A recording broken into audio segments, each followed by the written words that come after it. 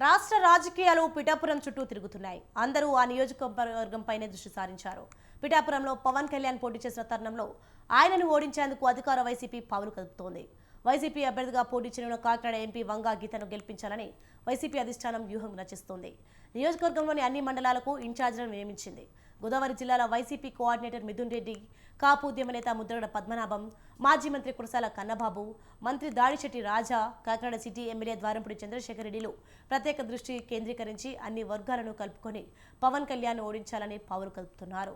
మరోవైపు జనసేన అధినేత నియోజకవర్గ అభివృద్ధిపై దృష్టి సారించి అన్ని వర్గాలను కలుపుకొని విజయం సాధించాలని ప్రతి వ్యూహాలు రచిస్తున్నారు. మిత్రపక్షమైన టీడీపీ ఇన్ఛార్జ్ ఎస్వీఎస్ వర్మ ఏ మేరకు సహకరిస్తారోననే సందేహాలు వ్యక్తమవుతున్నాయి. పిఠాపురం నియోజకవర్గ ప్రజలను పవన్ కళ్యాణ్ ఆకట్టుకునేందుకు మరికొన్ని రోజుల్లో పాదయాత్ర చేసేందుకు సన్నాహాలు చేస్తున్నారు. దీనిపై మరింత సమాచారం కాకినాడ కరెస్పాండెంట్ నవీన్ రాజ్ అందిస్తారు. రాష్ట్రంలో 175 నియోజకవర్గాలు ఉన్న ఆ నియోజకవర్గం మీదే అందరి దృష్టి. అన్ని రాజకీయ పార్టీలు, రాజకీయ మేధావులు, ప్రజలు అందరూ కూడా ఆ నియోజకవర్గం ఏమవుతుంది, ఎవరు గెలుస్తారనే విషయం మీద అందరి నోట కూడా చర్చ నడుస్తుంది. ఆ నియోజకవర్గమే పిఠాపురం నియోజకవర్గం. కాకినాడ జిల్లా పిఠాపురం నియోజకవర్గం మీదే అందరి దృష్టి పెట్టిన పరిస్థితి. దీనికి కారణం ఏంటంటే జనసేన అధినేత పవన్ కళ్యాణ్ పిఠాపురం నుంచి పోటీ చేయడమే.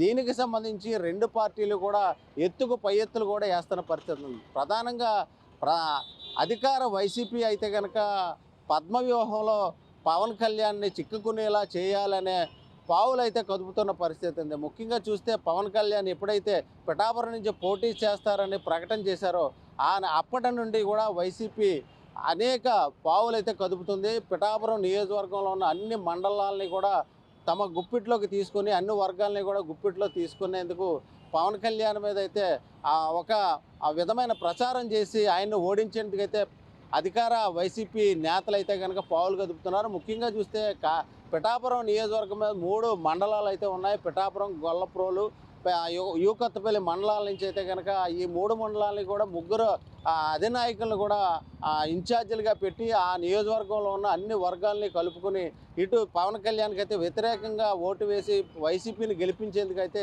అన్ని ఏర్పాట్లు చేస్తున్న పరిస్థితి. ముఖ్యంగా పవన్ కళ్యాణ్ అయితే కనుక వైసీపీ మీద విమర్శలు చేస్తూ తీవ్ర స్థాయిలో వైసీపీని గద్దె దింపడమే నా లక్ష్యం అని చెప్పేసి ఏదైతే పవన్ కళ్యాణ్ ప్రకటించారో దీంతో వైసీపీ అన్ని వర్గాలు కూడా దీని మీద అయితే దృష్టి కేంద్రీకరించే పరిస్థితి. చివరికి జగన్మోహన్ రెడ్డి, సీఎం జగన్మోహన్ రెడ్డి కూడా దృష్టి కేంద్రీకరించి పిఠాపురం మీద అయితే కనుక ఆరాధిస్తున్న పరిస్థితి. ఆ నియోజకవర్గంలో ఉన్న అన్ని శక్తుల్ని కలుపుకునేందుకు ప్రయత్నం చేస్తున్నారు. పిఠాపురం నియోజకవర్గంలో 2,30,30,000 మంది ఓటర్లు ఉంటే అందులో 95,000 మంది కాపులు ఓటర్లే ఉన్నారు.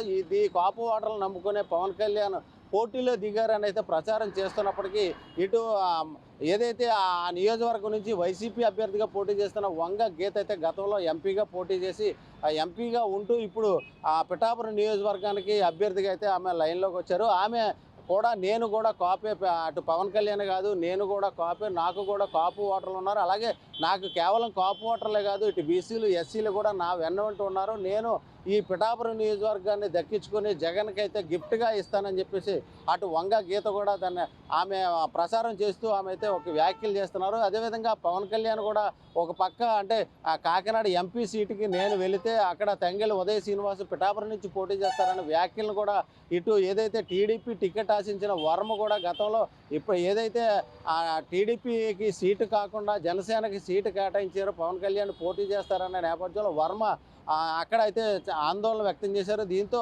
బొజ్జగింపుగా అయితే కనుక చంద్రబాబు దిగి ఆయనకి ఎమ్మెల్సీ ఇస్తాను, అలాగే ఒక కీలకమైన పదవి కూడా ఇస్తానని చెప్పేసి చెప్పిన నేపథ్యంలో ఆ వర్మ కూడా దగ్గర అయితే ఏదైతే పవన్ కళ్యాణ్ మరలా ఎంపీగా పోటీ చేసే ఆలోచన ఉంది అనే నేపథ్యంలో వర్మ కూడా ఆ వెనుదిరిగే పరిస్థితి ఉంది. ఎట్టి పరిస్థితుల్లోనూ నేను మరలా ఈ పవన్ కళ్యాణ్ అయితే సపోర్ట్ చేస్తాను, ఏ నాయకులను కూడా ఒప్పుకునేది లేదు, నేను బరిలో ఉంటాను, అసెంబ్లీ బరిలో పిఠాపురం నుంచి పోటీ చేస్తానని చెప్పేసి వర్మ కూడా తిరిగిన నేపథ్యంలో ఇటు పవన్ కళ్యాణ్ కూడా చివరికి అక్కడి నుంచి అసెంబ్లీకే పోటీ చేసే అవకాశం ఉంది. పార్లమెంట్కి అయితే ఆయనకి వెళ్ళే అవకాశం లేనప్పటికీ అయితే అమిత్ షా కానీ ఇటు మోడీ కానీ చెబితే నేను పోటీ చేస్తానన్న పవన్ కళ్యాణ్ వ్యాఖ్యలు అయితే ఇటు వర్మ కానీ అటు ఇతర పార్టీ నేతలు కూడా విమర్శలు చేస్తున్న పరిస్థితి. ఈ నేపథ్యంలో అంటే పిఠాపురం మీద అయితే అన్ని వర్గాలు కూడా అన్ని వర్గాల్ని కలుపుకునే వైసీపీ మూకుమ్మగా దాడి చేసి పవన్ కళ్యాణ్ ఓడించేందుకు అయితే ప్రయత్నం చేస్తున్నారు. గతంలో ఓటమి చెందిన పవన్ కళ్యాణ్ని మరలా తిరిగి ఓటమి వైపే పంపించాలి తప్ప గెలుపు ఇవ్వకూడదు అనేది